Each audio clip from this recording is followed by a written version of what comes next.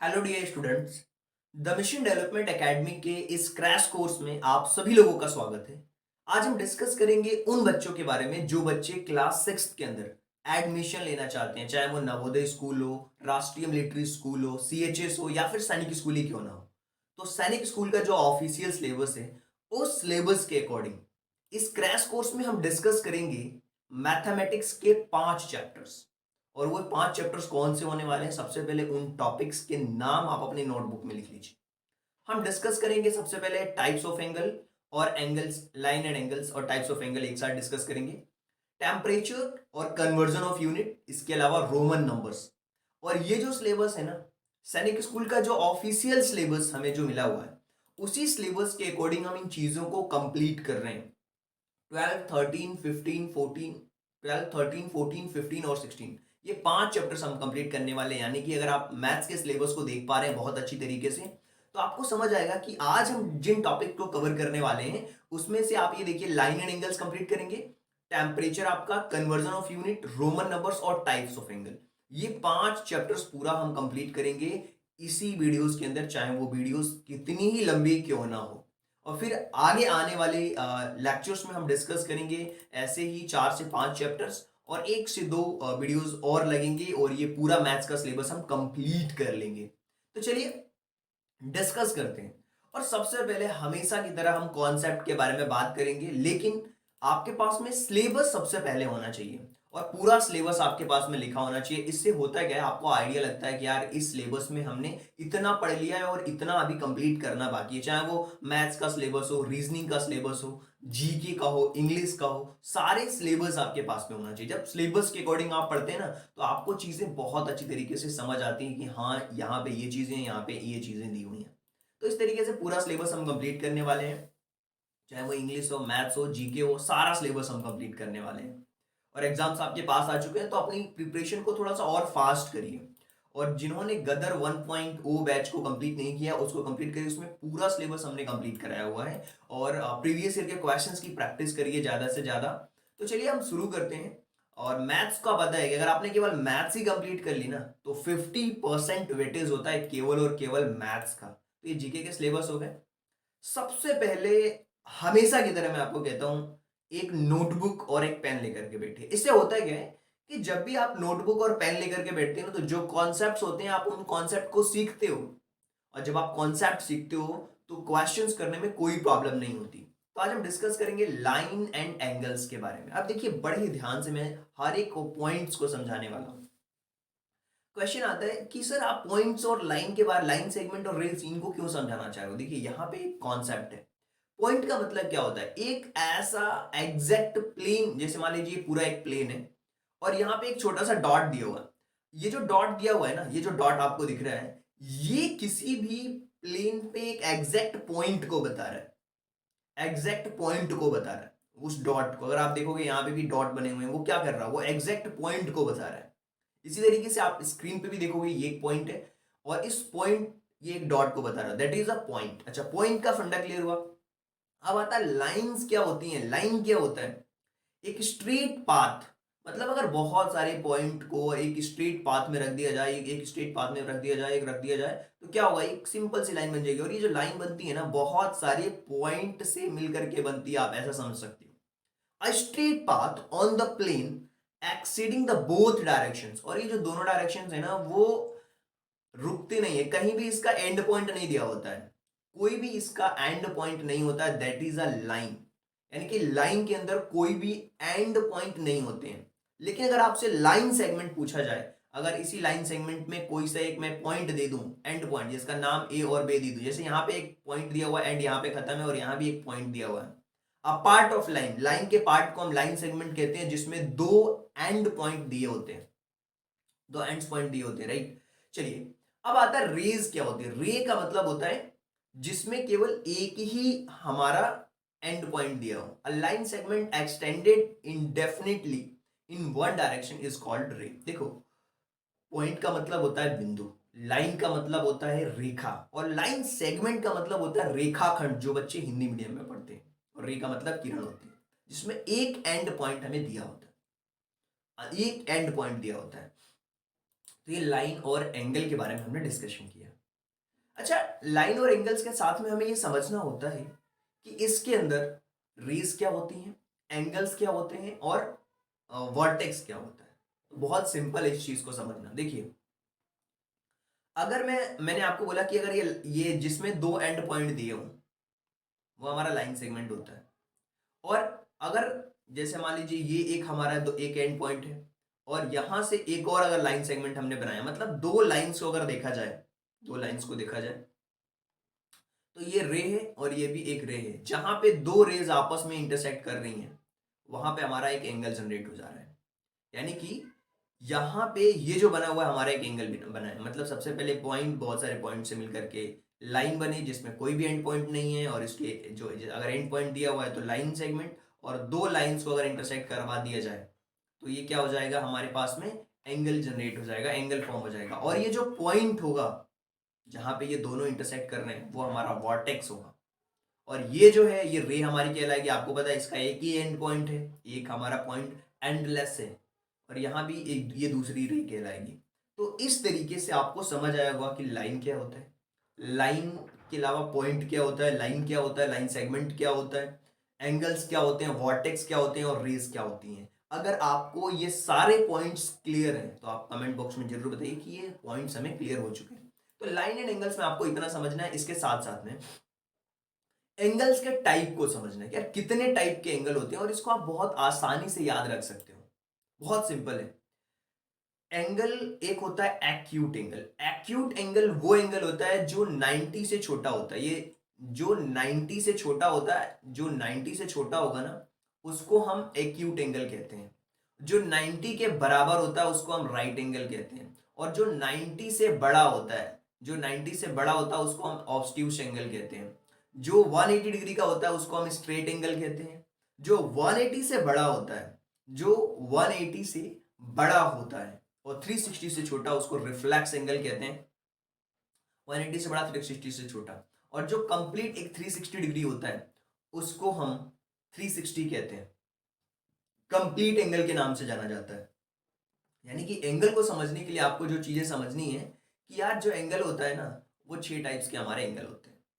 पहला कौन सा एंगल होगा हमारा, पहला होगा एक्यूट एंगल जो 90 से छोटा होगा। 90 के जो बराबर होगा राइट एंगल होगा। ऑब्ट्यूस एंगल वो एंगल होता है जो हमारा क्या होता है 90 से बड़ा होता है। इसके अलावा स्ट्रेट एंगल वो कौन सा एंगल होता है जो बिल्कुल 180 डिग्री के बराबर होता है, उसको एक्यूट एंगल। 180 से बड़ा, 360 से छोटा, रिफ्लेक्स एंगल। और कंप्लीट एंगल क्या होता है, जो 360 डिग्री का एंगल होता है उसको हम कंप्लीट एंगल कहते हैं। तो एंगल, लाइन एंड एंगल्स आपको समझ आ गया। टाइप्स ऑफ एंगल भी आप समझ चुके होंगे जो कि हमारा चैप्टर्स के अकॉर्डिंग 16th वाला चैप्टर था शायद। ओके, अब हम बात करते हैं टेम्परेचर। अच्छा, टेम्परेचर में क्या होता है, एक तो होता है फॉरेनहाइट, दूसरा होता है डिग्री सेल्सियस। क्या होता है, एक होता है फॉरेनहाइट और एक होता है डिग्री सेल्सियस। और इसी से रिलेटेड फॉर्मूले आपसे पूछे जाते हैं कि आपको कोई वैल्यू दे दी और पूछा कि इसको आप फॉरेनहाइट में कन्वर्ट करो, या फॉरेनहाइट में कोई वैल्यू दी होती है उसको डिग्री सेल्सियस में कन्वर्ट करना होता है। बहुत सिंपल सा लॉजिक अपने दिमाग में फिट कर लो। अगर आपको सेल्सियस से, सेल्सियस मतलब ऐसे सी लिखा होता है, सेल्सियस से फॉरेनहाइट में चेंज करना है, परिवर्तित करना है वैल्यू को, तो ये फॉर्मूला आप यूज करोगे। Fahrenheit equal to 9/5 multiplied 35 plus 32। मतलब अगर आपको डिग्री सेल्सियस से फॉरेनहाइट में कन्वर्ट करना है तो 9/5 रखेंगे, करेक्ट, 9/5 रखेंगे, और ब्रैकेट के अंदर जो वैल्यू है उसको हम रखेंगे, 35 नहीं रखेंगे, जो वैल्यू रहती है उसको रखेंगे, यानी कि जो सी होता है उसको रखेंगे। ये ग्रीन लिखा हुआ है ना, यहाँ पे लिखा है कन्वर्ट करके बताइए 35 डिग्री सेल्सियस को फॉरेनहाइट में। तो अगर आप इसको कन्वर्ट करोगे तो इसकी वैल्यू क्या आ जाएगी, देखिए इसका फॉर्मूला सबसे पहले क्लियर है। इसके फॉर्मूले में क्या चीजें दी हुई है सबसे पहले आप उसको देखो। यहां पे 9/5 ये है ना, 9/5 मल्टीप्लाइड बाय जो डिग्री सेल्सियस है वो, और प्लस 32। तो सबसे पहले आप इस डिग्री सेल्सियस की वैल्यू को पुट करो। यहाँ पे 35 दिया हुआ था, हमने पुट कर दिया 9/5, 9/5 मल्टीप्लाइड बाय 35 और प्लस 32। तो आप देखो 7, 5 7 जा 35 और 9 7 जा 63 और प्लस 32। इसको अगर प्लस कर दोगे तो क्या हो जाएगा, 3 और 2 5 और ये हो गया 9, तो ये 95 आ गया। क्या आ जाएगा? 95 फॉरेन हाइट में कन्वर्ट करने पे क्या आ जाएगा? ये 95। अच्छा, ये चीज तो आपको समझ आ गई। इसका मतलब ये हुआ सर कि अगर मैं 95 को सॉल्व करूंगा, अगर मान लीजिए 95, अगर हमने 95 के अकॉर्डिंग सॉल्व किया है इस वाले क्वेश्चंस में, 95 के अकॉर्डिंग अगर हम सॉल्व करेंगे तो हमारी वैल्यू क्या आनी चाहिए? 35 आनी चाहिए। चलिए इसको भी हम कन्वर्ट करके देख लेते हैं। अब हमारे पास में फॉरेन हाइट में 95 दिया हुआ है और हमें कन्वर्ट करना है डिग्री सेल्सियस में। हमें फॉरेन हाइट में दिया हुआ है, हमें डिग्री सेल्सियस में कन्वर्ट करना है। तो कैसे कन्वर्ट करेंगे? देखिए यहाँ पे फॉर्मूला दिया हुआ है, C इक्वल टू 5/9 और ब्रैकेट के अंदर फॉरेन हाइट हमारा 95 है और -32 है। तो सबसे पहले हम इस ब्रैकेट को सॉल्व करेंगे जिसमें कि 5/9 मल्टीप्लाइड 95 में से 32 को माइनस करेंगे, तो 5 में से 2 को माइनस करेंगे तो 3 हो जाएगा, और 9 में से अगर आप 3 को माइनस करोगे तो 6 हो जाएगा। तो 9 7 जा 63 हो जाएगा, और 7 में 5 को मल्टीप्लाई करोगे 35 आएगा। मतलब आप देख पा रहे हो जो हमने पुट किए, जो हमने अगर 35 को हमने फॉरेनहाइट में चेंज किया था तो 95 आया, 95 को अगर हमने चेंज किया तो 35 आया। तो दोनों ही बातें इससे प्रूफ हो जाती हैं। अब आपको यह समझना है कि डिग्री सेल्सियस से फॉरेनहाइट में कन्वर्ट करना है या फॉरेनहाइट से डिग्री सेल्सियस में कन्वर्ट करना है। क्वेश्चंस आएंगे वहां पे और अच्छी तरीके से चीजें क्लियर होंगी। बस फॉर्मूला आपको याद रखना है, 9/5 multiplied by foreign degree Celsius और +32, इसमें -32 होगा। बस दो चीजें याद रखना। अगर आपको एक फॉर्मूला याद है ना, तो आप ये याद रखिए कि जब फॉरेनहाइट में कन्वर्ट करोगे तो ये 5/9 हो जाएगा और यहाँ पे माइनस हो जाएगा और यहाँ पे एफ हो जाएगा। क्लियर? चलिए, टेम्परेचर के कॉन्सेप्ट्स तो आपको क्लियर हो चुके हैं। इसके अलावा हमें जो चैप्टर समझना है वो कन्वर्जन ऑफ यूनिट। देखिए, कन्वर्जन ऑफ यूनिट का एक बेसिक सा फॉर्मूला होता है। क्या होता है? लेंथ होती है, वॉल्यूम होता है और मास होता है। ज्यादातर इसी से रिलेटेड क्वेश्चंस पूछे जाते हैं। अब लेंथ में क्या होता है कि एक वैल्यू होती है सबसे जो छोटी होती है उसको हम सेंटीमीटर कहते हैं, सेंटीमीटर से जो थोड़ी बड़ी होती है उसको हम mm कहते हैं, और mm से जो बड़ी होती है उसको हम मीटर कहते हैं, मीटर से जो जो बड़ी होती है उसको उसको हम किलोमीटर कहते हैं। अब देखो, अगर सॉरी mm होता है फिर cm होता है, ठीक है, mm होता है सबसे छोटी वैल्यू। अगर mm को अगर सेंटीमीटर में कन्वर्ट करना है या सेंटीमीटर को अगर mm में कन्वर्ट करना है, सॉरी मैंने गलत लिख दिया था पहले, सेंटीमीटर को अगर मिलीमीटर में कन्वर्ट करना है तो 10 का मल्टीप्लाई करना पड़ेगा। यहाँ पे आप देख सकते हो। अब यहाँ पे क्या लिखा हुआ है, देखिए ध्यान से, अगर सेंटीमीटर को में कन्वर्ट करना है तो 10 का मल्टीप्लाई करना पड़ेगा। सेंटीमीटर को मीटर को अगर सेंटीमीटर में कन्वर्ट करना है तो 100 का मल्टीप्लाई करना पड़ेगा। अब यहाँ पे किलोमीटर को अगर मीटर में चेंज करना है तो 1000 का मल्टीप्लाई करेगा। कहने का मतलब क्या हुआ है कि अगर हम छोटी यूनिट्स की तरफ बढ़ते हैं, तो मल्टीप्लाई करना पड़ता है, और बड़ी यूनिट्स की तरफ जाते हैं तो डिवाइड करना पड़ता है। मतलब अगर मीटर में दिया हो, जैसे मान लीजिए 5326 मीटर दिया हुआ है, अब इसको हमें किलोमीटर में कन्वर्ट करना है तो 1000 का डिवाइड करना पड़ेगा। सेंटीमीटर को अगर मीटर में कन्वर्ट करना है तो 100 का डिवाइड करना पड़ेगा, और mm को cm में करना है तो 10 का डिवाइड करना पड़ेगा। जहां पे उसका अपोजिट हो जाएगा, mm से cm बड़ी यूनिट की तरफ जा रहे हो तो डिवाइड, cm से मीटर, सेंटीमीटर से मीटर की तरफ 100 का डिवाइड करना पड़ेगा। बड़ी यूनिट की तरफ जाने में हम डिवाइड करते हैं, छोटी यूनिट की तरफ जाने में हम मल्टीप्लाई करते हैं। ये चीज आपको सीखनी पड़ेगी। मास में भी सेम इसी तरीके से, ग्राम को अगर हम कन्वर्ट करते हैं मिलीग्राम में तो 1000 का मल्टीप्लाई करना पड़ेगा। किलोग्राम का ग्राम में करते हैं तो 1000 का करना पड़ेगा, और ये टी है और इसको हम किलोग्राम में करते हैं तो 1000 का करना पड़ेगा। तो इस तरीके से हम करते हैं। टन का, एक टन में अगर ग्राम में कन्वर्ट करते हैं तो इसी तरीके से वॉल्यूम का भी है। तो बस आपको ये टेबल याद रखनी है और इस टेबल की मदद से आप क्वेश्चंस को सॉल्व कर सकते हो। और बहुत सिंपल सा है यार कॉन्सेप्ट, कि अगर आप किलोमीटर को मीटर में चेंज करोगे तो 1000 का, और फिर मीटर को सेंटीमीटर में चेंज करोगे तो 100 का, मीटर को फिर mm में चेंज करोगे। देखिए बहुत सिंपल लिखा हुआ, सबसे बड़ी यूनिट ये है, और छोटी यूनिट की तरफ हम जा रहे हैं तो क्या कर रहे हैं? मल्टीप्लाई, और बड़ी यूनिट की तरफ आ रहे हैं तो क्या कर रहे हैं? डिवाइड कर रहे हैं। इससे सिंपल कुछ नहीं समझा सकता मैं, यही सबसे सिंपल तरीका है। अगर आपने केवल ये यूनिट याद रख ली तो लेंथ वाले कर लोगे, मास के लिए ये यूनिट याद रखनी है, वॉल्यूम के लिए ये याद रखनी है। बस अगर आपको इतनी चीजें अपनी कॉपी में नोट डाउन करके पढ़ रहे हो, कॉन्सेप्ट्स अगर आपको क्लियर है ना, तो क्वेश्चंस तो बहुत जल्दी आपको बनेंगे। क्वेश्चंस में कोई प्रॉब्लम नहीं आने वाली है। कन्वर्जन ऑफ यूनिट्स में और भी कुछ टॉपिक्स हैं, उनको आप देख लो। फिर से मैं यहाँ पे रिपीट कर देता हूँ, फिर से वही चीजें मैं रिपीट कर लेता हूँ ताकि आपको कोई डाउट ना रहे, बार बार इसलिए मैं रिपीट करा रहा हूँ। अगर आपको किलोमीटर से मीटर में, फिर सेंटीमीटर में और फिर एमएम, ये बिल्कुल डिसेंडिंग ऑर्डर में, इसी तरीके से टन, केजी, ग्राम और मिलीग्राम, इसी तरीके से कैपेसिटी में एमएल, केएल, एल और एमएल, ये मिलीलीटर है और ये एमएल है, मिलीलीटर, ये एमएल छोटा वाला एमएल है और ये एमएल है, राइट। तो ये आपको समझना पड़ेगा। तो ये हमारी कन्वर्जन ऑफ यूनिट्स हो गई हैं, और इन कन्वर्जन ऑफ यूनिट्स को आप नोट्स बना लो तो ज्यादा बेटर है। लेंथ, मास और कैपेसिटी से ही सबसे ज्यादा पूछे जाते हैं, बाकी चीजें तो आप खुद भी फाइंड आउट कर पाते हो। अच्छा, एक और डाउट आता है बच्चों को, सर रोमन नंबर्स को हम कैसे करेंगे? रोमन नंबर्स के लिए एक टेबल से, उस टेबल्स को अगर आप याद कर लोगे तो कोई सा भी रोमन नंबर्स आप बता सकते हो, और ये एक इंपॉर्टेंट टेबल है रोमन नंबर के लिए। 1 से लेकर 10 तक के रोमन नंबर्स आपको पता होना चाहिए, फिर 11 और 20 का पता होना चाहिए, 30 का। जैसे मान लीजिए अब आपसे पूछ दिया कि आप हमें बताओ कि 73 का रोमन नंबर क्या होगा, अब आपको 70 का रोमन नंबर सबसे पहले आपको पता होना चाहिए, फिर 3 का। तो 70 का रोमन नंबर आपके पास में एल एक्स एक्स है, इसके अलावा 3 है, तो ये आई 3 टाइम्स आएगा। 73 का क्या हो जाएगा? एल एक्स आई आई आई, इस तरीके से। और इसी तरीके से अगर हम बात करते हैं, समझने की कोशिश करते हैं कि 30 का क्या होगा, 30 का रोमन नंबर क्या हो जाएगा? ये 3 टाइम एक्स दिया हुआ है, तो एक्स एक्स और फिर एक्स, ये 30 का रोमन नंबर हो गया। अब 34 का पूछ दिया तो इसे आई भी लगा देंगे यहाँ पे हम। इसी तरीके से अगर मान लीजिए पूछ दिया आपसे 550 का बताइए, तो 500 का सबसे पहले आपको देखना है कि क्या होगा, डी होगा, और एल 50, तो डी एल हो जाएगा 550 का। तो ये अगर नंबर्स आपको पता है कि 200 का डबल सी होता है, 300 का ट्रिपल सी होता है, और 400 का सी डी होता है, ये पूरा अगर आपको पता है, ये टेबल अच्छी तरीके से अगर आपको पता है, तो आप रोमन नंबर कोई सा भी सॉल्व कर पाओगे। करेक्ट। चलिए आगे बढ़ते हैं और क्वेश्चन को हम सॉल्व करते हैं। अब हमारी बारी आ चुकी है क्वेश्चंस को सॉल्व करने की।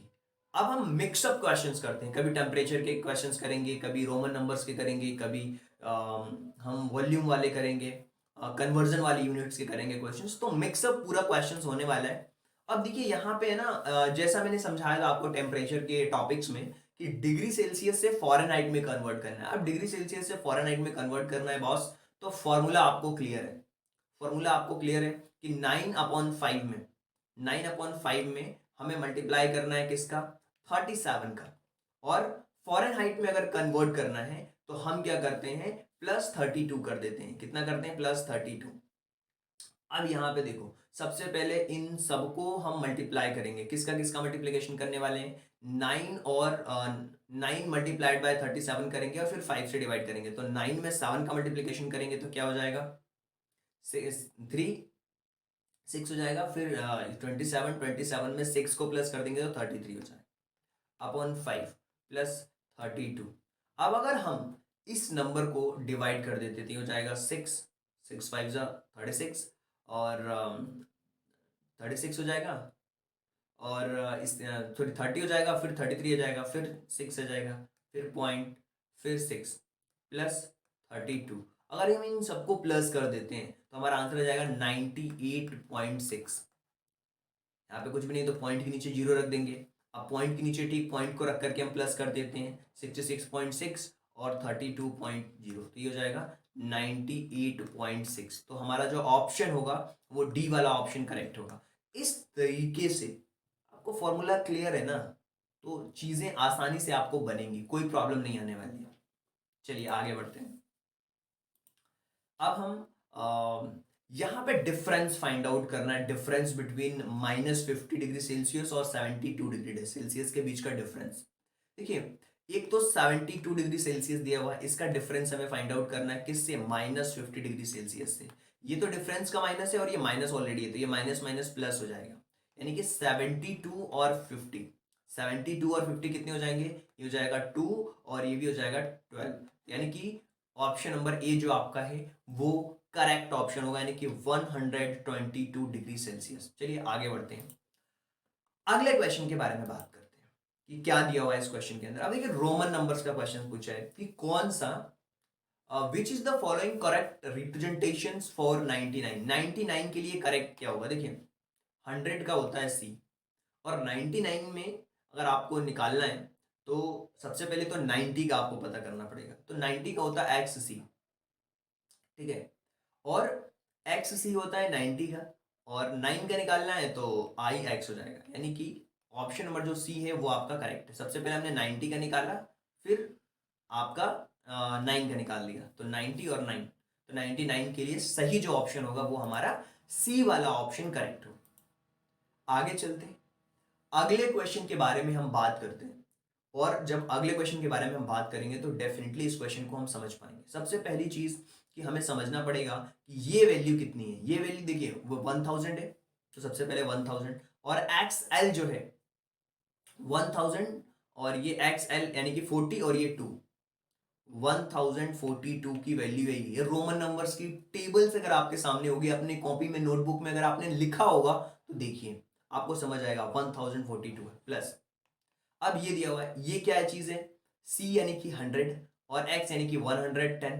अच्छा, और सी आई वी भी दिया हुआ, सी एक्स सी दिया हुआ, सी एक्स सी। इसको हमें देखना है कि ये हमारा क्या होने वाला है। सी एक्स सी ये दिया हुआ है, सी एक्स और सी आई वी दिया हुआ है, राइट। तो यहाँ पे कंप्लीटली अगर हम देखेंगे तो हमारा ये 1042 हो गया, और सी एक्स वी यानी कि 1, और ये 100 हो गया। देखिए ये हो गया हमारे पास में दिया हुआ सी एक्स सी आई वी, तो ये हो गया 100, ये दोनों मिलके हो गया 90, और ये हो गया 4, 194। अब माइनस एल एक्स 63, ये हो गया 63। अब हम इसको सॉल्व करेंगे, इन सबको सॉल्व कर देते हैं, राइट। 4 और 2 6, 6 में से 3 को माइनस करोगे तो 3 हो जाएगा। 9 और 4 13, 13 में से 6 को माइनस करोगे तो 7 हो जाएगा, और यहाँ पे बचा 10, और ये 111। अब इसका रोमन नंबर क्या होगा? सबसे पहले तो 1000 का होता है, 1000 का होता है एम, करेक्ट, 1000 का होता है एम, 100 का होता है सी। अब यहाँ पे 73 है, यानी कि ये हो गया 50, 60, 70 और 3, ये आ जाएगा M C L X X I I I, यानी कि ऑप्शन नंबर जो आपका फर्स्ट वाला है वही आपका करेक्ट ऑप्शन है। चलिए अगले क्वेश्चन की तरफ हम बढ़ते हैं और समझने की कोशिश करते हैं कि यार क्वेश्चंस में क्या दिया हुआ है, किस तरीके से हम अपने क्वेश्चंस को सॉल्व कर सकते हैं। अभी एक लाइन एंड एंगल का क्वेश्चन है यार, सिंपल सी बात है। The name of the type of angle. अच्छा, टाइप ऑफ एंगल में हमने समझ लिया है कि एक्यूट एंगल 90 से छोटे होते हैं, ऑब्ट्यूस एंगल 90 से बड़े होते हैं, राइट एंगल 90 डिग्री का होता है, रिफ्लेक्स 180 से बड़ा होता है। तो यहाँ पे पूछा है कि type the name of angle whose measure is 29 more than the difference of this. इनका डिफरेंस निकालना है, उसमें 29 प्लस करना है। तो 136 में से 77 को माइनस करेंगे तो ये तो 9 आ गया, और यहाँ पे 12, 12 में से अगर हम 7 को माइनस कर देते हैं तो ये हो जाएगा हमारे पास में 5, और प्लस 29 कर दो, मोर बोल रहे हैं यहाँ पे, तो 9 और 9 18, कैरी 1, और 6 और 2 8, 88, 90 से छोटा है, यानी कि it means this is acute angle. Option number जो ए है वो आपका करेक्ट ऑप्शन होगा इस क्वेश्चन में। चलिए आगे बढ़ते हैं, अगले क्वेश्चन के बारे में बात करते हैं। इस क्वेश्चन को ध्यान से देखिए और बताइए, समकोण मतलब कि right angles, which is the which of the angles in given figures larger than the two right angles. दो राइट एंगल से कौन सा एंगल है जो बड़ा है हमारा? देखिए अगर हम ये देखें तो राइट एंगल से बड़े एंगल्स हमें चाहिए, राइट एंगल से बड़े एंगल चाहिए, राइट। ये वाला जो है ना आप देख पा रहे हो सी वाला एंगल, यही राइट एंगल से हमारा बड़ा है, क्योंकि एंगल बाहर की तरफ में बन रहा है। अगर इधर बन रहा होता ना ये वाला, ये राइट एंगल से छोटा है, ये भी देखो छोटा एंगल है 90 से छोटा, ये भी 90 से छोटा, ये भी 90 से छोटा, लेकिन ये जो एंगल है ना 90 से बड़ा है। तो ऑप्शन नंबर जो सी है वो करेक्ट ऑप्शन है। एंगल्स आपको समझने पड़ेंगे। चलिए अब हम बात करते हैं अ कॉम्प्लीमेंट और सप्लीमेंट से रिलेटेड ये क्वेश्चन है। The complement of 1/4 of a straight angles will be. देखिए स्ट्रेट एंगल का कॉम्प्लीमेंट आपसे पूछा है कि वो एक्यूट होगा या राइट होगा या ऑब्ट्यूस होगा या राइट एंगल का हाफ होगा। देखिए जब भी हम बात करते हैं ना कॉम्प्लीमेंट एंगल की, जब भी हम बात करते हैं कि यार कॉम्प्लीमेंट एंगल कौन सा होगा, उसका सिंपल सा लॉजिक होता है। जब भी हम बात करते हैं कि कॉम्प्लीमेंट एंगल वो क्या होगा, तो 90 होता है उन दोनों का सम, दो एंगल्स का जो सम करते हो तो क्या होता है, 90 होता है, वो हमारा कॉम्प्लीमेंट एंगल कहलाता है। सप्लीमेंट में 180 डिग्री होता है। 1/4 ऑफ स्ट्रेट एंगल का 1/4, the complement of 1/4 of the straight angle, straight angle का, स्ट्रेट मतलब 180, 180 का 1/4 कितना हो जाएगा, 4 4 जा 16 और 4 5 जा 20, 45 हो गया। अच्छा, 45 एक एंगल हमें मिल चुका है, फर्स्ट एंगल हमें मिल चुका है, इसको हम ए मान लेते हैं। एक एंगल हमें मिल चुका है जो कि 180 का 1/4 पूछा था, 145 मिल गया आपको। अब हमें ये वाला एंगल देखना है कि ये इसका कितना है, हाफ है, ऑब्ट्यूज से राइट है, क्या है। तो अगर हम इसकी वैल्यू फाइंड आउट करना चाहते हैं तो 90 में से 45 को माइनस करेंगे तो ये भी 45 होगा। क्यों? क्योंकि 45 और 45 मिलके ही 90 होगा। और 45 का मतलब क्या, राइट एंगल का हाफ, राइट एंगल 90 होता है और 90 का अगर हाफ कर देते हैं तो 45 होगा। तो ऑप्शन नंबर जो डी है वो करेक्ट ऑप्शन है। Option number D is the correct option. Correct. और एक्यूट एंगल भी आप कह सकते हो, क्योंकि 90 से छोटा है तो एक्यूट भी होगा और हाफ होगा राइट एंगल का 45, तो डी ऑप्शन करेक्ट है। अब हम बात करते हैं कि यार an angle of 3 times, an angle is 3 times of half of right angle. Right angle का हाफ, राइट एंगल हमारा होता है 90 डिग्री का, इसका हाफ अगर कर देते हैं तो हमारा हो जाएगा 45, और 45 का 3 टाइम्स, 45 का 3 टाइम्स कितना हो जाएगा, 135। तो ऑप्शन नंबर जो बी है वो करेक्ट है। चलिए आगे चलते हैं। 145 आएगा, 5 3 जा 15, कैरी 1, 4 3 जा 12 और ये 13। ऑप्शन नंबर डी नहीं होना चाहिए, ऑप्शन नंबर 3 होना चाहिए। आधे का 3 टाइम्स, आधे का 3 टाइम्स, अगर 45 का 3 टाइम्स करते हैं तो कितना हो जाएगा, 45 का 3 टाइम्स करते हैं तो 135 ही आना चाहिए, 145 नहीं आएगा कहीं से भी। चलिए, तो ये इसका 135 जो है वो करेक्ट आंसर है। गलती से हमने यहाँ पे आंसर्स में लिख दिया 145, राइट। चलिए, तो अगले क्वेश्चन के बारे में हम बात करते हैं कि अगला क्वेश्चन हमारा क्या दिया हुआ है, कैसे हम उस क्वेश्चन को समझ सकते हैं, राइट। अब हम बात कर लेते हैं क्वेश्चन नंबर 30। ओके ओके ठीक है, ओके नो इश्यू। इसका इसका पूरा फाइंड सप्लीमेंट फाइंड आउट करना है। ओहो, यही तो गड़बड़ हो गई थी। अगर हम हमें यहाँ पे सप्लीमेंट पूछा है, तो सप्लीमेंट पूछा है तो जो भी हमारा आंसर आया ना उसमें से माइनस कर दो, 180 में से 135 को माइनस कर दोगे तो 145 आएगा, ऑप्शन नंबर सी। ध्यान से देखिए इस क्वेश्चन को। राइट एंगल बोला है, तो राइट एंगल हमारा 90 होता है, इसका अगर हाफ देखें तो हमारा 45 होता है, करेक्ट। और हमसे पूछा पूछा होता है कि इसका 3 टाइम्स कितना है, तो इसका 3 टाइम्स होता है हमारा 135। 45 में 3 का मल्टीप्लीकेशन कर दोगे तो 135 आएगा। लेकिन हमसे पूछा है इसका सप्लीमेंट, ये एंगल नहीं, इसका सप्लीमेंट पूछा है। तो जब भी सप्लीमेंट पूछा जाता है तो सप्लीमेंट 180 होता है, उसमें से माइनस कर दो 135, ये 5 हो गया, ये 4 हो गया, ये 145 इज द करेक्ट ऑप्शन। यानी कि ऑप्शन नंबर डी ही हमारा करेक्ट है। मैंने ये ध्यान नहीं दिया था कि सप्लीमेंट यहाँ पे पूछा है, पूरक पूछा है। Name of the triangle shown below the base based on the both sides angle. Sides और एंगल के बेसिस पे हमसे पूछा गया है ट्राइंगल्स के बारे में, तो बता देता हूँ। देखिए, ट्राइंगल जिसमें 3 साइड होती है उसको हम ट्राइंगल कहते हैं। आपको लाइन एंड एंगल समझाया था, और उसमें अगर एक और लाइन हेड हो जाती तो ट्राइंगल हो जाता है। ट्राइंगल जिसके तीनों साइड्स अगर इक्वल रहती हैं उसको हम इक्विलैटरल ट्राइंगल कहते हैं। जिसमें 2 साइड्स इक्वल रहती है उसको हम आइसोसेलेस ट्राइंगल कहते हैं। इसके अलावा जिसमें कोई भी साइड इक्वल नहीं होती उसको हम स्केलेन ट्राइंगल कहते हैं। तो यहाँ पे देखिए 2 साइड्स हमारे इक्वल हैं और एक अनइक्वल साइड है। इसका मतलब क्या हुआ, ये हमारा आइसोसेलेस ट्राइंगल है और ये जो अंदर जो एंगल बना है वो 90 से छोटा होगा, तो हम इसको कहेंगे एक्यूट एंगल। तो यहाँ पे आप देखो, सॉरी, स्केलेन ट्राइंगल है, इसमें तीनों ही अलग है यार। देखो यहाँ पे जूम करके मैं बताता हूँ। मेरे को लगा कि ये दोनों एक ही है। यहाँ पे ये एक लाइन दी हुई है और यहाँ पे 2 दी हुई है और यहाँ पे 3 दी हुई है।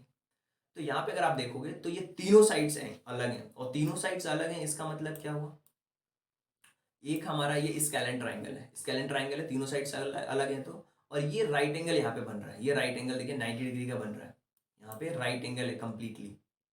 तो ये राइट एंगल और स्केलेन एंगल यहाँ पे आपको समझ में आ रहे होंगे कि क्या दिए हुए हैं। तो क्वेश्चन नंबर 9 आपको समझ आ चुका है। क्वेश्चन नंबर 10 को पढ़िए और समझने की कोशिश करिए कि एग्जैक्टली इस क्वेश्चन में क्या दिया हुआ है और कैसे हम इस क्वेश्चन को सॉल्व कर सकते हैं। सबसे बड़ा क्वेश्चन यही है कि कैसे हम इन क्वेश्चन को सॉल्व कर सकते हैं।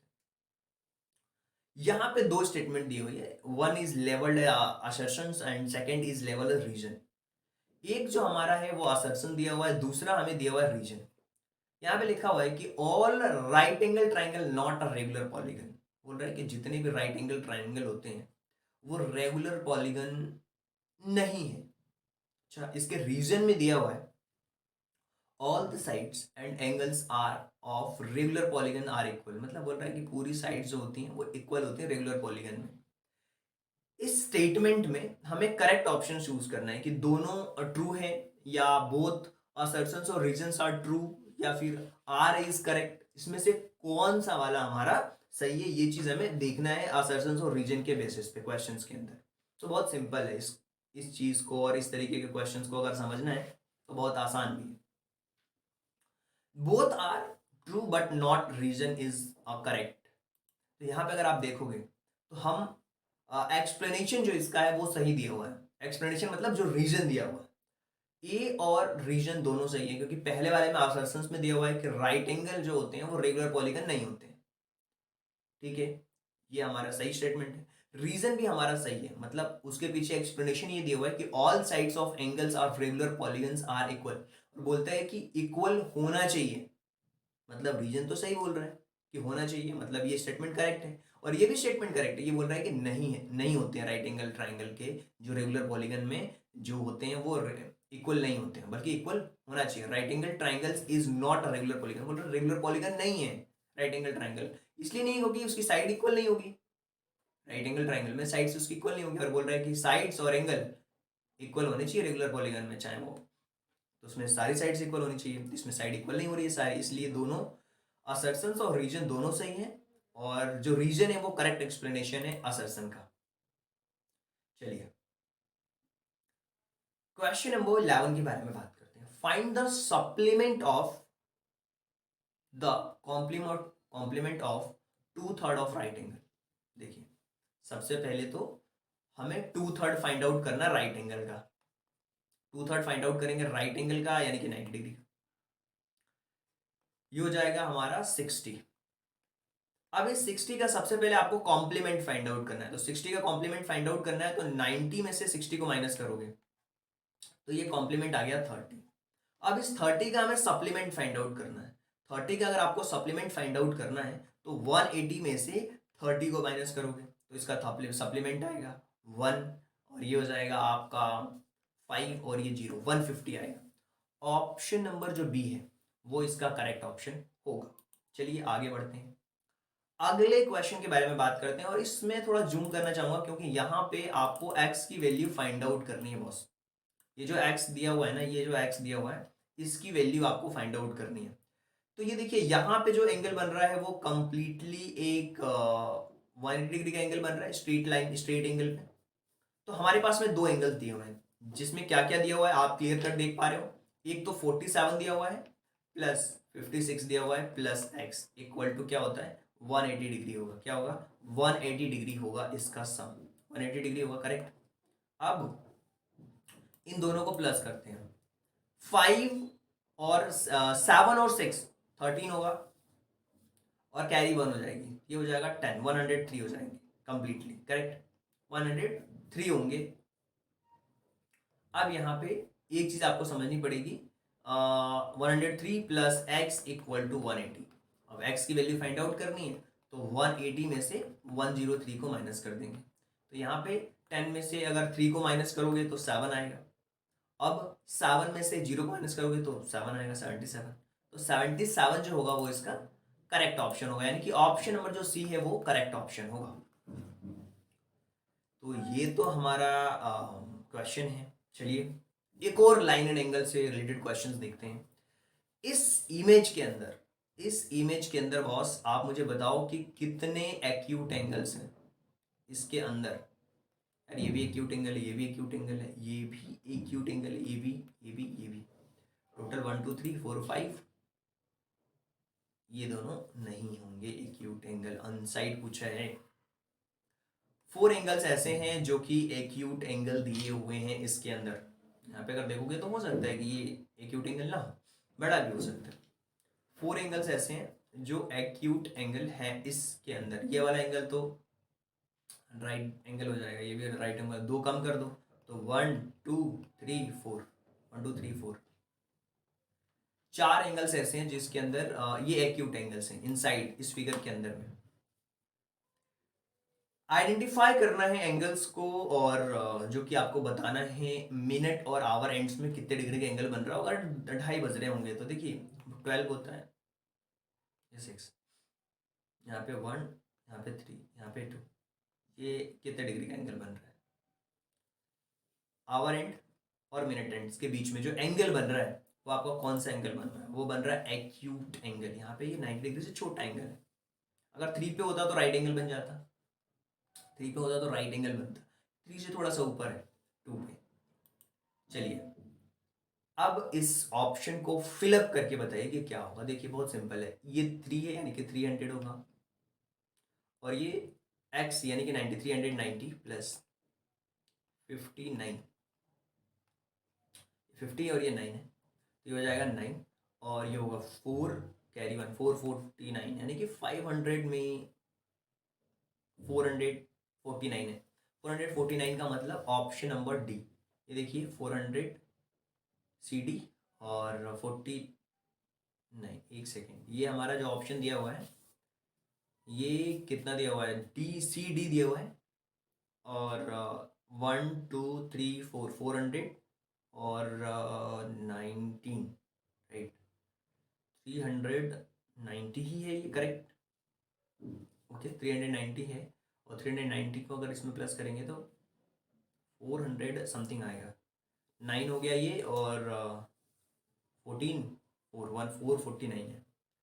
400 सबसे पहले तो हम यहाँ पे देखेंगे, और ये यहाँ पे कुछ ऑप्शंस में मिस्टेक सी लग रही है। इसका ऑप्शन नंबर ये सही है, ये एक्स सी दिया हुआ है, एक्स सी मतलब 90, और ये 3C का मतलब 100, 490 और प्लस 59, हाँ यही होगा। Option number D is the correct option. अगर हम बात करते हैं क्वेश्चन नंबर 16 के बारे में, तो यहाँ पे लिखा है कि कब हमारा एंगल जो होगा वो 7:15 पे कौन सा एंगल बनेगा। 7:15 तो एक क्लॉक में देखोगे 12, और यहाँ पे 6, यहाँ पे 3 और यहाँ पे 9, 7:15 है तो यहाँ पे होगा 7, और यहाँ से ये एंगल कौन सा बन रहा है, ये एक्यूट से बड़ा बनेगा मतलब, और राइट एंगल यहाँ पे नहीं बन रहा है, यहाँ पे बन रहा है ऑब्स्ट्यूस एंगल, जो कि बड़ा राइट एंगल से भी बड़ा बन रहा है। राइट एंगल तो 3 और 6 पे बनेगा, और 3 और 6 से ये बड़ा है, 7 पे है और ये 3 पे है, तो ऑब्स्ट्यूस एंगल बनेगा जो कि 90 से बड़ा होता है। देखिए घड़ी का एक कॉन्सेप्ट मैं आपको बता देता हूँ, बहुत सिंपल होता है। जैसे मान लीजिए ना क्लॉक एंड क्लॉक का क्या रहता है, ये क्लॉक है आपकी, ये 12 है और ये 6 है, अगर सीधी बनी तो स्ट्रेट एंगल, 3 पे आ गया, 3 पे आ गया, अगर 3 पे आ गया, ये 12 है, ये 6 है और 3 है, 3 से बन रहा है तो ये राइट एंगल हो गया। तो जो एंगल्स और टाइप्स ऑफ एंगल में मैंने आपको समझाया है, उसके एंगल्स को देखना है, समझना है, और फिर उसके बेसिस पे क्वेश्चन को सॉल्व करना है। देखिए एक टेबल है, और इस टेबल से रिलेटेड आपको क्वेश्चंस दिया गया है। इस क्वेश्चन के अंदर अगर आप देखोगे ध्यान से तो आपको टेबल और टेबल से रिलेटेड क्वेश्चंस आपको देखने को मिलेंगे, और आपको समझना है कि इस टेबल से रिलेटेड कितने क्वेश्चंस हैं और कैसे मैं इस क्वेश्चन को सॉल्व कर सकता हूँ। तो एक टेबल है जो कि दी गई है, मैक्सिमम टेम्परेचर न्यूयॉर्क सिटी का हमें दिया हुआ है यहाँ पे। अगर आप टेबल को देखोगे ध्यान से तो मैं इस टेबल को थोड़ा सा जूम करने की कोशिश करता हूँ, और क्योंकि इस टेम्परेचर के बेसिस पे, इस डेटा के बेसिस पे हमसे क्वेश्चन पूछे गए हैं, इस डेटा के बेसिस पे हमसे क्वेश्चंस पूछे गए हैं, और उसी क्वेश्चन को हमें सॉल्व भी करना है। जनवरी का टेम्परेचर दिया हुआ है, मार्च का दिया हुआ है, मई का दिया हुआ है, जुलाई का भी दिया हुआ है, और इसके साथ साथ में और भी हमारे पास में टेम्परेचर्स दिए हुए हैं, और उसके बेसिस पे हमें क्वेश्चन को सॉल्व भी करना है। तो चलिए क्वेश्चन को सॉल्व कर लेते हैं, करेक्ट। और इससे पहले कि मैं इस क्वेश्चन को कंप्लीटली रीड करूं, आप एक बार इस क्वेश्चन को रीड करिए, जब तक मैं थोड़ा सा थोड़ा सा ही, I want to take water. Okay, इस टेबल को ध्यान से देखिए। जनवरी में, मार्च में, मई में, जुलाई में, सितंबर में और नवंबर में टेम्परेचर हमारा कितना था?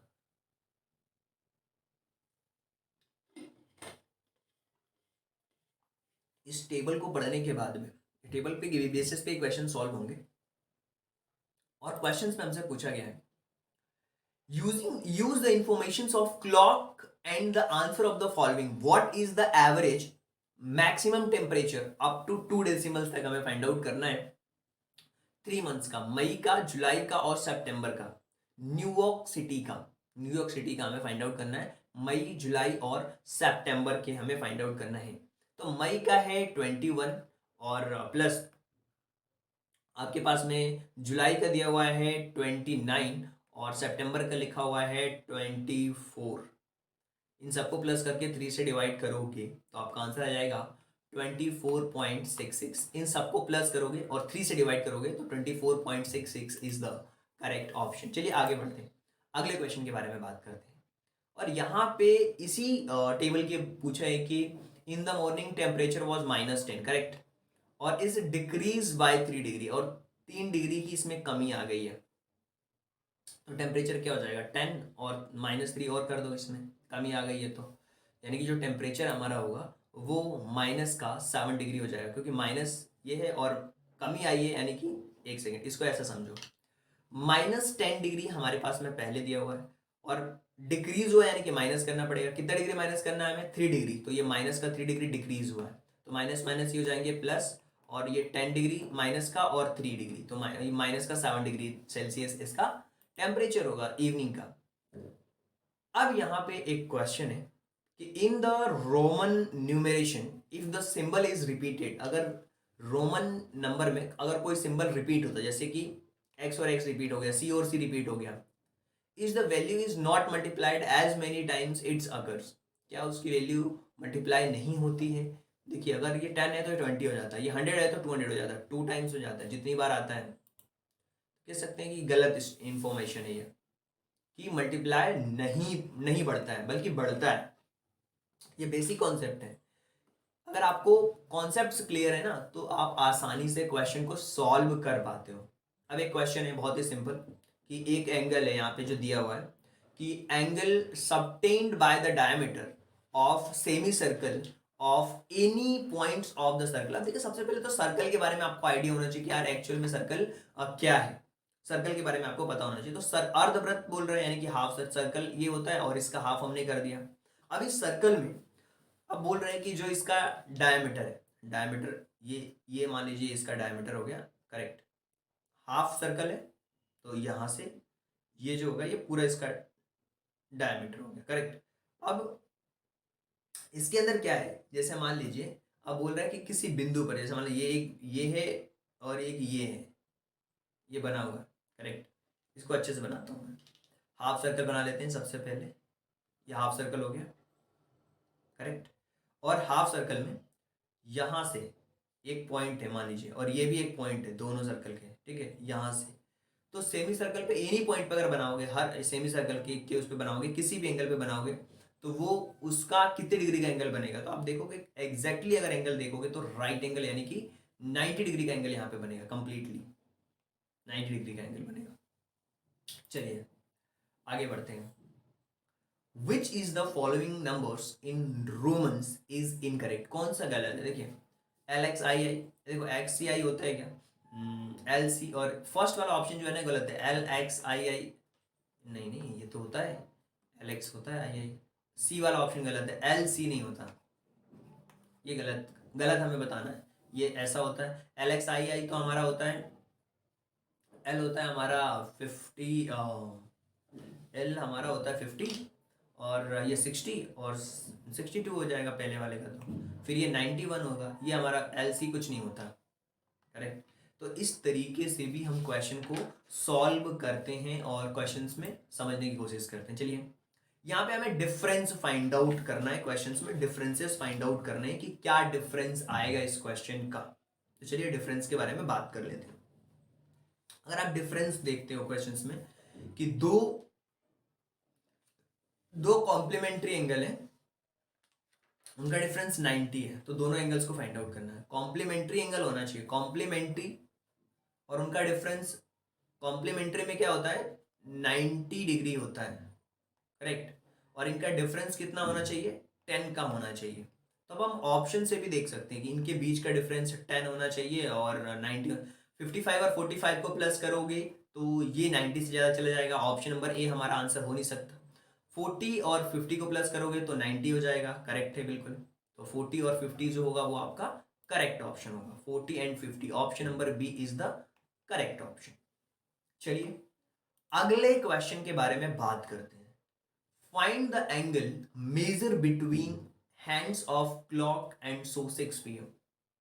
6 बजे होंगे तो कितने डिग्री का एंगल बनेगा यार, 6 बजेंगे तो 180 डिग्री का एंगल बनेगा। बिना कुछ सोचे समझे आप इस ऑप्शन नंबर सी को क्लिक कर सकते हो और आगे बढ़ सकते हो। रोमन नंबर्स को लिखना है न्यूमेरल में। तो इसमें देखोगे कि ये जो रोमन नंबर है, सबसे पहले तो ये हमारा 400 400 है ये CD, और ये 39, 439 यही है। ऑप्शन नंबर ए वाला जो है वो करेक्ट है। 400 CD हो गया, और ये 30 और ये 9, 439। चलिए अब हम बात करते हैं कि यार इस मेजरमेंट का करेक्ट आंसर क्या होगा। इस मेजरमेंट का करेक्ट आंसर क्या होने वाला है। 60 का 4/4, 60 का 4/3, ये 20 बार में कैंसिल आउट हो रहा है, और ये 80 डिग्री, और इसका हमें कॉम्प्लीमेंट्री फाइंड आउट करना है। तो 90 में से माइनस कर दो 80 का,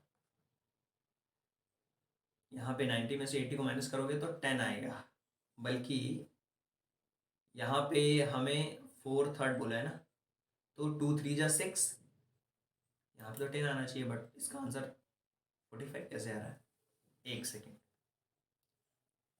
45 नहीं आना चाहिए। एक यहाँ पे लिखा हुआ है the measure of an angle is 4/3 of 60 degree. किसी एंगल का मेजर जो दिया हुआ है 4/3 है उसका 60 डिग्री।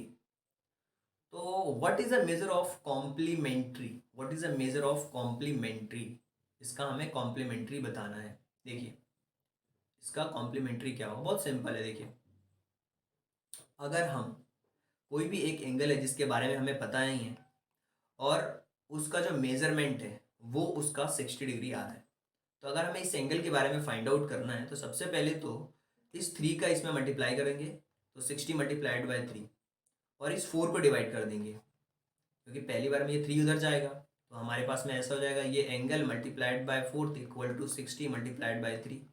अब जब हमें इस एंगल को फाइंड आउट करना है तो 60 मल्टीप्लाइड बाय 3 ऑलरेडी है, और 4 इसके नीचे आ जाएगा, तो 4 से इस नंबर को कैंसिल आउट करेंगे, तो ये 15 बार में होगा, और 15 3 जा 45 होगा, तो 45 डिग्री एंगल तो आ गया।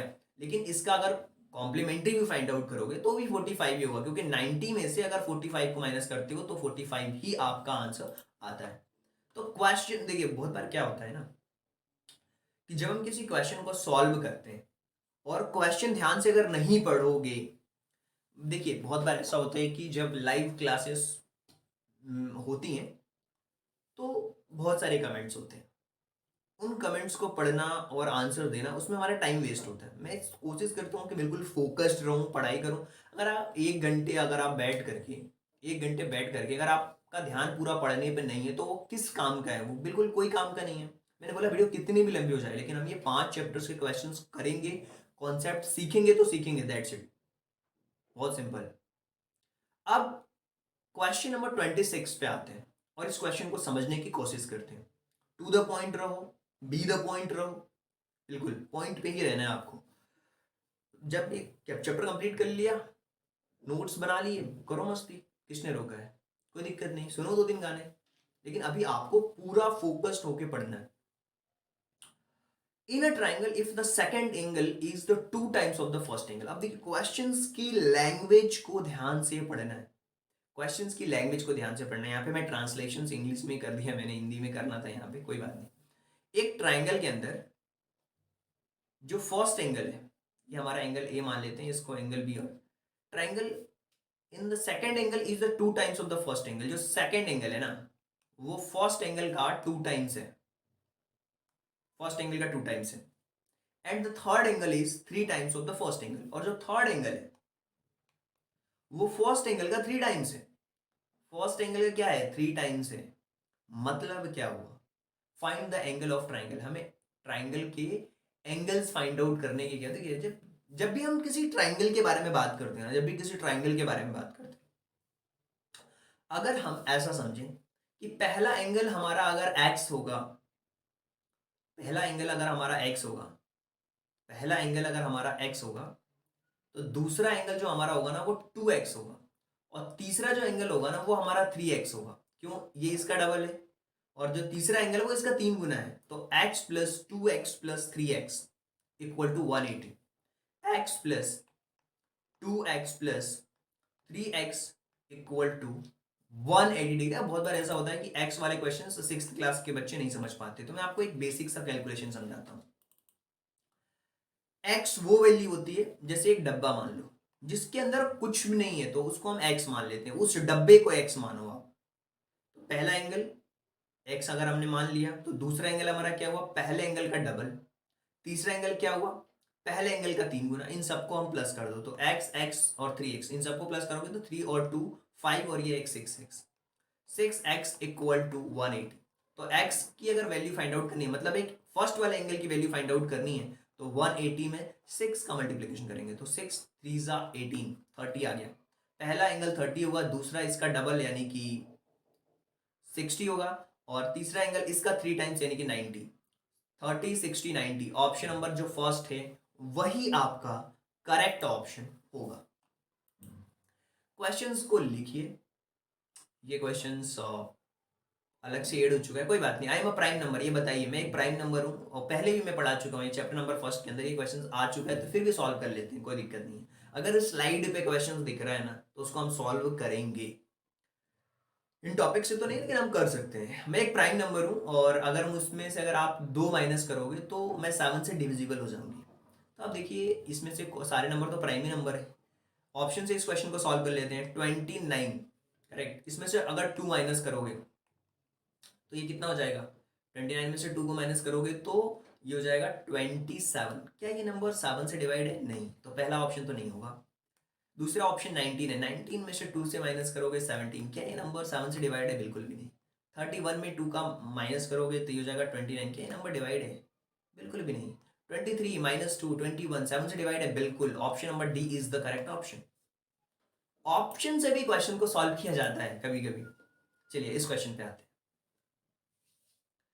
टेबल ध्यान से देखिए, क्योंकि टेबल के ऊपर बेस्ड ही ये क्वेश्चन है, और ये टेम्परेचर का क्वेश्चन है बॉस। टेबल के ऊपर बेस्ड क्वेश्चन है और ये टेम्परेचर का क्वेश्चन है, और आपको समझना पड़ेगा टेम्परेचर के क्वेश्चंस को। तो चलिए, क्वेश्चन क्या है, सुबह के 3 बजे सबसे ज्यादा टेम्परेचर कहाँ का है, सबसे ज्यादा टेम्परेचर कहाँ का है। टेबल में देखिए, सुबह के बज रहे हैं 3, और टेम्परेचर ये सिटीज दिए हुए हैं, और टेम्परेचर एट 3 AM, यहाँ भी टेम्परेचर दिया हुआ। सबसे ज्यादा किस जगह का टेम्परेचर है हाईएस्ट, तो आप देखोगे त्रिवेंद्रपुरम, त्रिवेंद्रपुरम का हाईएस्ट टेम्परेचर दिया हुआ है। इसी तरीके से अगर आप देखोगे कि कौन सी जगह सबसे ठंडी है, सबसे ठंडी जगह आप देखोगे इस ऑप्शंस के हिसाब से, सबसे ठंडी जगह दैट इज श्रीनगर। श्रीनगर देखोगे सबसे कम लोएस्ट टेम्परेचर है, सबसे ज्यादा ठंडी 1.3 है। चलिए, इसी तरीके से मुंबई में 3 बजे श्रीनगर के तापमान से कितना अधिक है, श्रीनगर के तापमान से कितना अधिक है, मुंबई के 3 बजे श्रीनगर के तापमान से कितना अधिक है। ये है श्रीनगर, और ये है आपकी मुंबई, यहाँ पे फोकस करिए। तो ये कितना अधिक है, कितना अधिक है, अगर आप देखोगे तो ये 27 अधिक है। यहाँ पे कितना अधिक है, 27। अगर यहाँ पे देखोगे ये और ये ना, ये पीएम का है, ये पीएम की टेबल है, सॉरी, और ये कितना अधिक है, 27 अधिक है। ऑप्शन नंबर सी इसका करेक्ट ऑप्शन होगा। इसी तरीके से त्रिवेंद्रपुरम में 48 पीएम का है ना, ये पीएम का है, करेक्ट। और how many degree temperature 3 AM need to rise to be 40 degree पहुंचने के लिए कितना हमें चाहिए होगा त्रिवेंद्रपुरम का, ये है 21.6 करेक्ट। और 21.6 में से अगर हम 40 में से माइनस कर देते हैं, 40.0 में से अगर 21.6 को माइनस कर देंगे तो ये 4 होगा, तो ये हो जाएगा 18, तो 18.4 होगा। Option number B correct option है। क्वेश्चन देखिए, टेबल देखिए और क्वेश्चन को सॉल्व करिए, बहुत आसान है ये क्वेश्चन सॉल्व करना। और बहुत बार क्या होता है, टेबल के क्वेश्चन देख करके बच्चे डर जाते हैं, यार क्या कैसे मैं सॉल्व करूंगा। अब एएम और पीएम का पूछा, ये पीएम है और यहाँ पे चेन्नई कोलकाता, तो ये चेन्नई को हमने लिया और कोलकाता को लिया, और हमें बताना है कि कितना कम है, तो इन दोनों को प्लस करो और इसमें देखिए कितना कम है, इस इनका डिफरेंस देखिए यहाँ पे, तो 13, 14, 15, 16, 17, 18, 19, 20, 21, 8, इसमें 8 डिग्री। और यहाँ पे अगर देखोगे तो यहाँ भी 4 का कम है, 8 और 4, 8 और 3 पॉइंट समथिंग आएगा, 24 5 है ना, तो 6 7 8 9, त्रिवेंद्रपुरम ये 26 है यार, ये 26 है ना, 3.3 है वो, 3.3, 3.3 होगा इसका, इनका डिफरेंस। डिफरेंस को देखो और क्वेश्चन को सॉल्व करो, बहुत आसान हो जाएगा क्वेश्चन आपके लिए। अब ये क्वेश्चन आप बताइए कि टेम्परेचर दिया हुआ है, टेम्परेचर ड्रॉप हुआ है 15 डिग्री सेल्सियस लास्ट 30 दिनों में, the rate of temperature drop remains the same, how many degree will temperature decrease in next 10 days. देखिए अगले 10 दिनों में जो टेम्परेचर है वो कितनी तेजी से गिरेगा, इस चीज के बारे में हमें बताना है। इस क्वेश्चन के अंदर यही चीज हमें क्या करनी है, फाइंड आउट करके बतानी है कि टेम्परेचर हमारा कितना डिग्री सेल्सियस गिरने वाला है, इस चीज के बारे में हमें बात करनी है। चलिए तो बात कर लेते हैं कि हमारा टेम्परेचर जो है वो कितना गिरेगा। कहाँ पहुंच गए हम, स्लाइड हमारी, ये लास्ट क्वेश्चन था क्या, नहीं नहीं नहीं, नहीं अभी तो क्वेश्चन है हमारे पास में, question number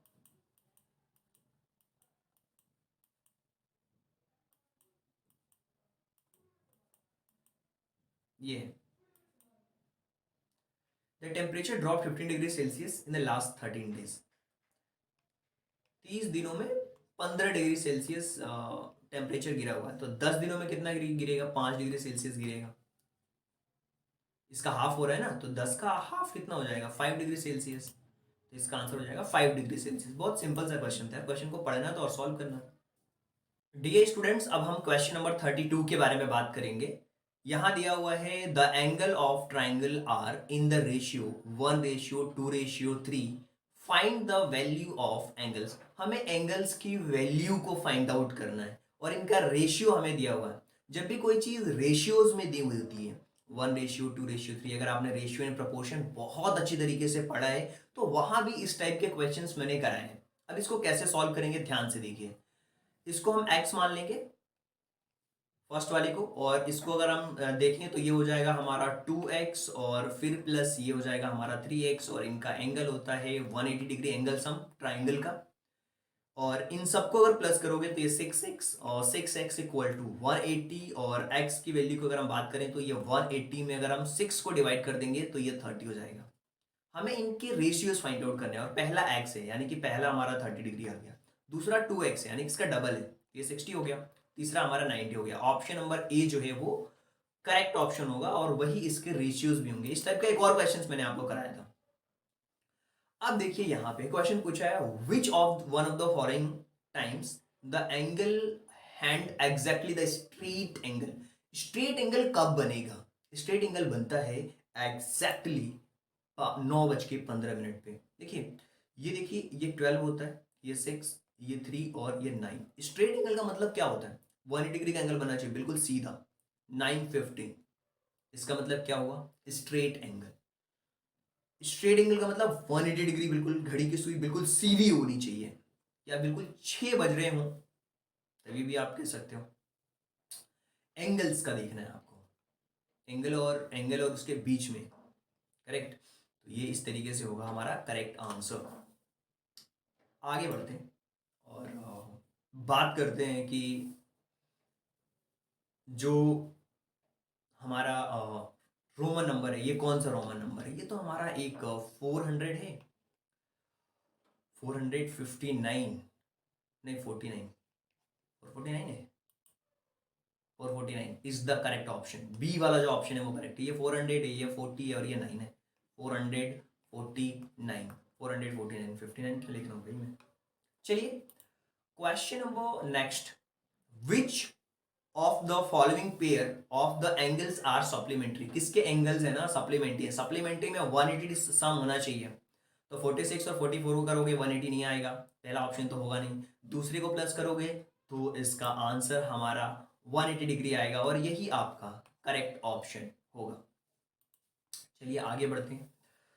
which of the following measure of three angles can be those of triangle. Triangle में जो एंगल सम होता है, जो दो एंगल्स होते हैं वो तीसरे एंगल्स के, वो देखिए इस 132 ये होगा नहीं, क्योंकि तीनों एंगल्स का जो सम होना चाहिए 180 डिग्री होना चाहिए, सिंपल सी बात है।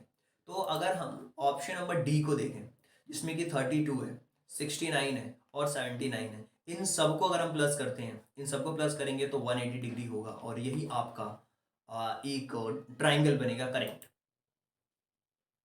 इसमें कौन से क्वाड्रिलेटरल्स हैं जिसके पेयर्स पैरेलल साइड में बन रहे हैं, तो बहुत सिंपल है, ए है, बी है, सी है, डी है। तो अगर आप देखोगे कि क्वाड्रिलेटरल में पैरेलल की अगर बात करते हैं तो यहाँ पे देखिए ये पैरेलल है, ये भी पैरेलल है और ये दोनों लाइंस पैरेलल हैं और ये भी पैरेलल है, मतलब इधर से भी पैरेलल, इधर से भी पैरेलल। तो इसी तरीके से ये भी पैरेलल और फिर इधर से भी पैरेलल। ऑप्शन नंबर जो सी है वो दो हमारे क्या होना चाहिए, एक्यूट एंगल भी होना चाहिए और पैरेलल साइड भी होनी चाहिए। तो ऑप्शन नंबर जो सी है वो करेक्ट ऑप्शन होगा। चलिए फॉरेनहाइट में चेंज कर लेते हैं इस क्वेश्चन को और इसको आप खुद ही चेंज करके बताइए कि क्या होगा फॉरेनहाइट में चेंज करने पे। ये डिग्री सेल्सियस है, सॉरी फॉरेनहाइट में दिया हुआ डिग्री सेल्सियस में चेंज करना है, तो इस बार फॉर्मूला हमारा अलग होगा, 5/9 और फिर f-32, तो 5/9 हो गया और मल्टीप्लाई कर देंगे f-32। तो देखिए 200 दिया हुआ है तो 200 में से हम 32 को माइनस कर देंगे और जो भी हमारा आंसर होगा 200 में से अगर 32 को माइनस करोगे, 200 में से अगर 32 को आप माइनस कर देते हो तो 200 माइनस 32, तो इसका आंसर हो जाएगा 168 और 168 और 5/9, तो क्या 168 क्या हमारा 9 से डिवाइड है? बिल्कुल डिवाइड नहीं है, तो इन दोनों का मल्टीप्लाई करके और 9 से डिवाइड कर देंगे। तो अगर आप इसको डिवाइड करते हो तो ये आ जाएगा आपका 18.66, तो यही आएगा और 18.66 का 5 में मल्टीप्लीकेशन कर दो तो ये जाएगा 93.33, 93.3। ऑप्शन नंबर जो बी है वो आपका करेक्ट ऑप्शन होगा। तो ये थे कंप्लीट क्वेश्चंस जिसमें मैंने आपको बहुत सारे क्वेश्चंस कराए। हमने मेजरमेंट के मैंने आपको कन्वर्जन के क्वेश्चंस इसमें नहीं आए थे, क्योंकि प्रीवियस ईयर के एग्जाम्स में बहुत कम कन्वर्जन के क्वेश्चंस पूछे जाते हैं और उनके कॉन्सेप्ट को मैंने आपको समझा दिया था। देखिए इसके अलावा हमारे मेंटरशिप प्रोग्राम से, और मेंटरशिप प्रोग्राम से जुड़ने के लिए आप यूट्यूब पे ज्वाइन बटन को क्लिक करके हमें सपोर्ट कर सकते हैं। इसके अलावा आप डिस्क्रिप्शन बॉक्स में लिंक आपको मिल जाएगी, वहाँ से हमारे जो और भी प्रोग्राम्स हैं जिसमें कि जैसे कि हमने क्या किया हुआ है ना, पूरा प्रीवियस ईयर का क्वेश्चन पेपर करा रखा है सैनिक स्कूल के, जो प्रीवियस ईयर का क्वेश्चन पेपर है उन सारे क्वेश्चन पेपर को करा रखा है, आप वहाँ से सॉल्व कर सकते हो और देख सकते हो कि किस टाइप के क्वेश्चंस आते हैं। इसके अलावा जो बच्चे नवोदय की प्रिपरेशन कर रहे हैं उनके लिए भी हमारे पास मेंटरशिप प्रोग्राम्स में सारी चीज़ें दी हुई हैं। 20 सालों के क्वेश्चन पेपर का वीडियो सोल्यूशन है, डाउट भी पूछ सकते हो, डाउट के लिए नंबर आपको दिख ही रहा होगा। और इसी तरीके से आप हमारे मेंटरशिप प्रोग्राम्स का लाभ ले सकते हो, क्योंकि हम मेंटरशिप में 1-to-1 डाउट क्लियर करते हैं। और आई होप कि सारी चीज़ें आपको समझ आ रही होंगी, चाहे हमारा वो प्रोग्राम्स हो, चाहे वो डाउट्स हो, और ये क्रैश कोर्स का जो रिवीजन चल रही है इसके बारे में भी आप नॉलेज ले सकते हो अच्छी तरीके से। नोट्स आपको चाहिए, पीडीएफ चाहिए, सबके लिए आप इस नंबर पे कांटेक्ट कर सकते हो। ये नंबर आपको सामने दिख रहा है, इस पे कांटेक्ट करके हमारे साथ जुड़ सकते हो। आगे आने वाले बैचेस में भी अगर कोई तैयारी करना चाहता है, जैसे कोई 4th क्लास में 6th क्लास के लिए करना चाह रहा, तो उसके लिए भी हमारे पास प्रोग्राम्स हैं, अलग अलग प्रोग्राम्स हैं। पूरा जो 9th क्लास में जो बच्चे प्रिपरेशन करना चाहते हैं उनके लिए भी हमने प्रोग्राम डिजाइन करा हुआ है, तो सारी डिटेल आपको मिल जाएगी, क्योंकि हम 1-to-1 आपके डाउट्स क्लियर करते हैं। सबसे बड़ी बात होती है डाउट क्लियर करना, जो कि हम डाउट क्लियर करने पे हमारा फोकस होता है। बहुत सारे लोग होते हैं जो कोर्सेस आपको दे देते हैं, डाउट क्लियर नहीं करते। हमारा मेन फोकस डाउट क्लियर का ही होता है और डाउट क्लियरेंस के ही हम चार्जेस जो भी होता है उसको हम चार्ज करते हैं। बाकी इसके अलावा कोई भी डाउट हो तो आप हमसे क्वेश्चंस पूछ सकते हो। So thank you so much and thanks for giving your precious time at the last. God bless you. Thank you so much.